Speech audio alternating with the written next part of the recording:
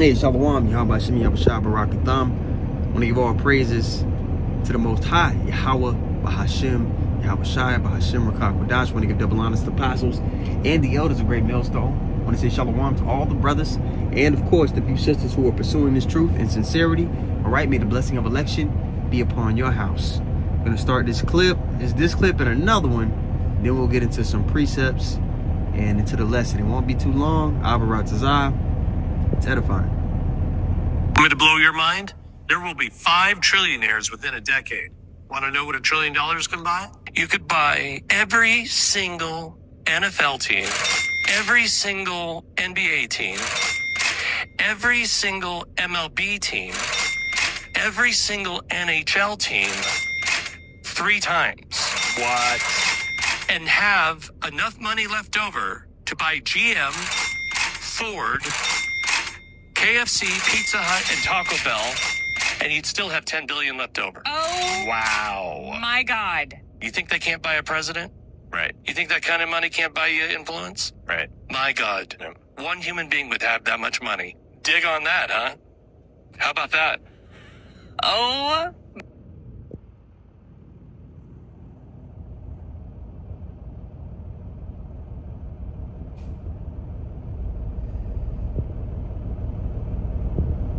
Want to know what I found out the other day? What did you find out the other day? Did you know the entire Earth is $315 trillion in debt? Whoa. Yeah. What? Who do they owe money to? Bro, who are they getting money from? It blows my mind that first off, you have everything on the planet here to live for free. You literally have everything you need. And then you invent a system Uh-huh. that creates a deterioration of your own resources. You created a store of value that's literally storing less and less value every day. Every day. And you're increasing your technology, and yet somehow you still owe money to someone, and it's $315 trillion. There's not enough paper to print that much cash.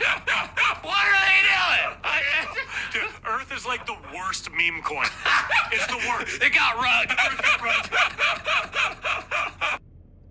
So in the first clip, man, he was just going over the access to resources that you could have with $1 trillion. Okay? The banking families, the people that do print the money, they don't need access to resources. They have all the resources. So what's their motivation? This is not money. Money grants you access to resources and people. Okay? And the forwarding of your will on the earth. But they have all those things. Okay? And they have the nations in debt to them. So you got the nations in debt, and then the people within those nations are also in debt. Part of your taxes, when you're getting taxed, you're paying back the bank here in America. Right? So it's not about the money for them. It's about control. Okay? It's about dominion over the earth. That's what they want. Because again, I always bring it up. 2 people in the scriptures were promised worldwide dominion over the earth. Jacob and Esau. Difference between the 2 is that Esau's was temporary. It's not a permanent rulership. Jacob's is. So Esau's trying to figure out how he can get his kingdom. He can manufacture his everlasting kingdom, which he's not going to be successful, but that's the motivation. When you go back to Genesis, the 27th chapter, and I'm going to put it up on the screen for you guys here. All right, Genesis 27, I'll just start at 38. Remember a couple things in this chapter. Jacob, all right, the birthright was already promised to him off the rip. It was told to Rebekah that the elder should serve the younger. All right, Jacob is the younger one. 2, Esau sold his blessing to Jacob for a bowl of porridge, raw meat, which is against the law. And that was just something symbolic to show you Esau's disdain for spiritual things and obedience and, you know, Yahawashi. He doesn't regard those things. All right? And off the rip, again, the Lord ordained Jacob to be the one to get the blessing. But Genesis 27 and 38, this is after Esau and Isaac found out that Jacob was given the blessing. Okay? And Esau said unto his father, Hast thou but one blessing, my father? Bless me, even me also, my father. And Esau lifted up his voice and wept. He wept. He was hurt. And he still hurt unto this day, which is what drives, all the things that Esau does. Verse 39, And Isaac his father answered and said unto him, Behold, Thy dwelling shall be the fatness of the earth. And this isn't a breakdown or anything, but when you look up that word fatness, you'll find the word oil. And we know that oil, all right, that form of energy, is a big part of how, Esau keeps a lot of nations and people under his thumb. And he doesn't even let technology advance in any other direction. In the energy, it makes it easier for people to resist you when there's forms of energy out there that they don't got to come to you for. Again, going back to control. All right, verse 39. And Isaac his father answered and said unto him, Behold, thy dwelling shall be the fatness of the earth, and the dew of heaven from above. And by thy sword shalt thou live. Now, whose blessing was the sword? Okay.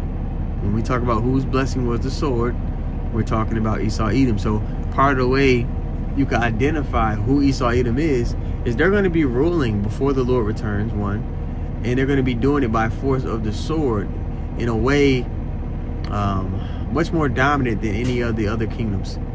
Okay? And by the sword shalt thou live, and shalt serve thy brother, and it shall come to pass, when thou shalt have the dominion, that thou shalt break his yoke from off of thy neck. Now, after the Roman Empire fell, you had that 1,000-year period where the Israelites were ruling in Europe. But the Renaissance period is the rebirth of Edom, and they broke that they broke that yoke from off of their neck, man. And now they're in rulership, and now they're trying to figure out, how can we override the prophecies of Yahawashi? How can we do that? So a lot of the things that they're doing with the technology and trying to get everybody to have a digital ID and implant, it revolves around trying to get the blessing back. Everything they do, right? Verse 41. And Esau hated Jacob because of a blessing wherewith his father blessed him. And Esau said in his heart, the days of mourning for my father are at hand. Then will I slay my brother Jacob. So there it is. It's not about the money. It's about the control. Okay? Gotta keep that in mind. All right. I'm gonna pull up another precept here. I'm gonna go to Revelation 12. All right, and 12. Get that going here. All right. So Revelation 12 and 12, it says, therefore rejoice ye heaven. Actually, I'm gonna start at 10. It says, and I heard a loud voice. This is upon our Lord's return here. And I heard a loud voice saying in heaven, now is come salvation and strength in the kingdom of our God, in the power of his anointed. For the accuser of the brethren is cast down. The accuser of the brethren is Esau Edom. All right?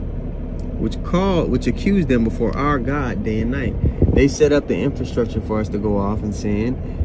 They pollute the food and defile it so we could sin. They pollute the music. They pollute the media. They pollute the school system. They pollute everything so that they can say, hey, look, Lord, look at your people.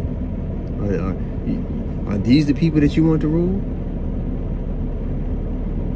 Which is extremely stupid, because the Lord sees the full scope of everything. He's not what Esau always thinks he's the smartest in the room. Verse 11. And they overcame him by the blood of the Lamb, all right, cleaving unto Yahawashi. That's how you overcome.